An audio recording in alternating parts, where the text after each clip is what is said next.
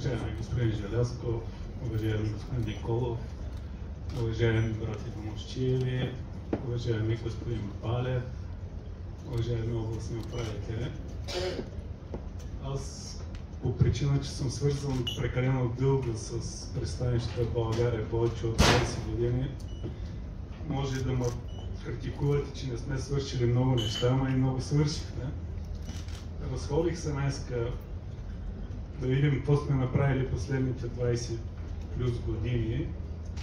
Кмета не са похвалени с градска среда, с зона за обществен достъп, но тя беше разпознаваема в Бургас и бургазлии заобичаха зоната. Нали така? Мисля, че така ли е, господин? Така.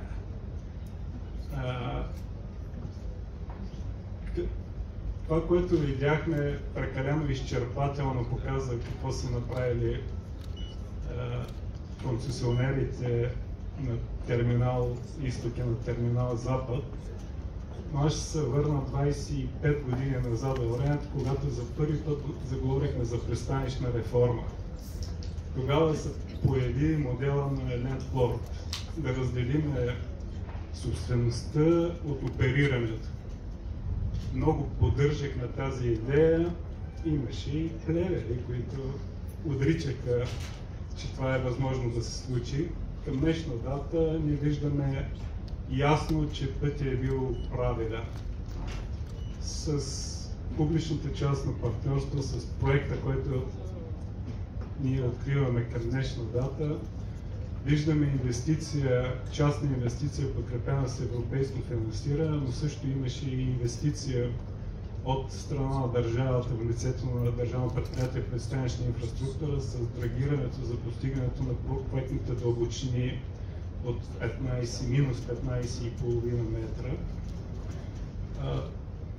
Хубаво е дружеството БМФ Порт Бургас, да го споменем, че то е едно голямо семейство. Аз скоро имах среща с синдикати, говорихме с проблемите в транспортния сектор. Никой не спомена БМФ Порт Бургас или пристанище Бургас като проблем, но това означава, че те наистина живеят като едно семейство и поздравление към екипа и менеджмента на БМФ Порт Бургас за прекрасната работа, която изпълниха и по начина, по който оперират пристанищните терминали. Така че, освен да си пожелаем всички тези неща, които говориха и премиера Желязков, и кмета Николов за една транспортна свързаност, за повече връзки, дали билите през Босфора, както споменахте, или ще идват от Каспийския регион по средния коридор или по коридора север-юг. Да си го пожелаем наистина пристанище Бургас и България като цяло да бъдат едно по-хубаво място. Благодаря на всички.